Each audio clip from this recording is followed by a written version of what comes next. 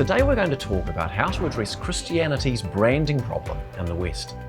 Look at these two meals and tell me which is better, because the truth is they're exactly the same.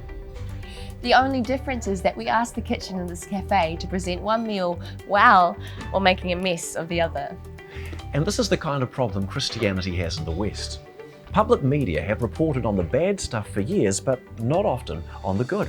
It's been a bit like having a picture of this meal in the window of the cafe as an advertisement, and it hasn't worked well. So how could we go from being perceived as this back to this? Well, we obviously need to be consistent in our example of love and good deeds and to pray.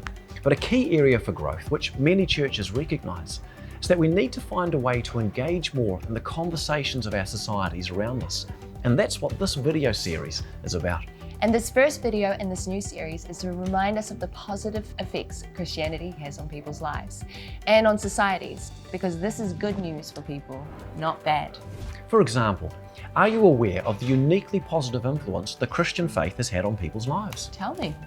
A landmark study by Richard Freeman of Harvard found that young people who were active in church were more likely to finish school, avoid out-of-wedlock pregnancies, keep a job, and stay out of trouble with the law. In terms of preventing crime, some studies have even found that church attendance has more of an impact than family structure. So while growing up in a fatherless home can have an effect, church attendance can balance it. For prisoners and drug addicts, did you know that faith-based approaches to helping people break free of addictions consistently succeed at a higher level than others? For example, regular attendance at a prison fellowship Bible study has been shown to cut reoffending by 2/3, which is no small amount. It's also known that those with higher levels of religious commitment have lower levels of depression and stress. As one example, those who attend church are 4 times less likely to commit suicide. In addition, their marriages have a better chance of staying together. They're about 5 times more generous to charity and 2 times as generous in their volunteering. And regarding health, they have less health problems and also live longer.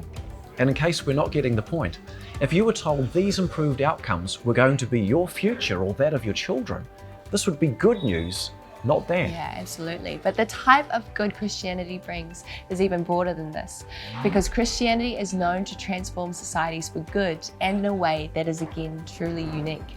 For example, without Christianity, our society wouldn't be as charitable as it is.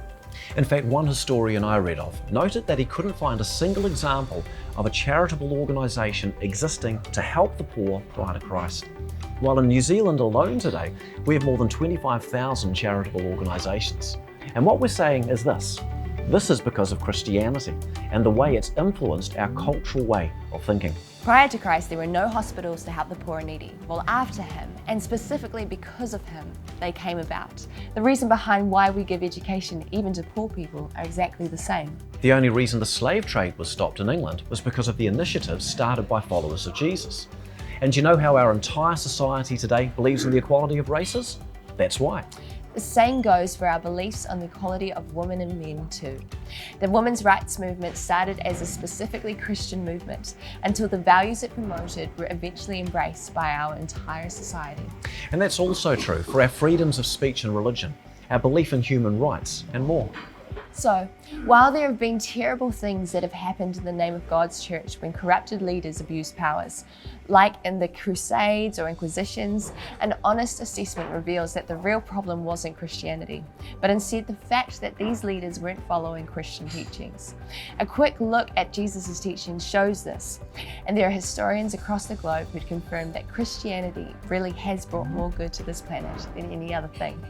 So why are we Christians sometimes quiet about our faiths? Is it because there's opposition and religious prejudice? Well, there is some, but it's because of the way we're being perceived.